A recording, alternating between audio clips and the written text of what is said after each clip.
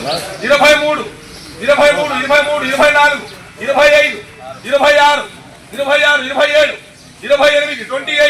29, 29, 29, 30, keys, 31, 31, 31, 31, 31, 25, 25, 26, 26, 27, 27, 28, 29, 29, 30, 30, 31, 31, 35.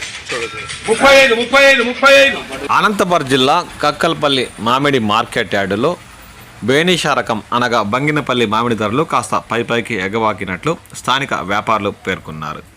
Season ప్రారంభంలో బంగినపల్లి మామిడి ton 50,000 దాటిన విషయం తెలిసిందే. రాను పంట దిగుబడి కాస్త తగ్గుతూ వచ్చినా ధరలు కూడా నేల చూపులు చూస్తూ తగ్గుముఖం పట్టాయని స్థానిక వ్యాపారులు పేర్కొన్నారు.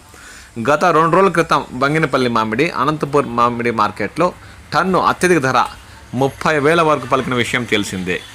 అదే బంగినపల్లి మామిడి ఒక రైతు నాణ్యత, రంగు, బరువు ఉండే కాయలు తీసుకురావడంతో, బరువు అంటే కేజీకి 4-5 తూగే మంచి నాణ్యత కలిగిన కాయలు తీసుకురావడంతో ఇతర రాష్ట్రాల వ్యాపారస్తులు టన్ను 35,000 రూపాయల వరకు కొనుగోలు చేసినట్లు స్థానిక వ్యాపారులు పేర్కొన్నారు.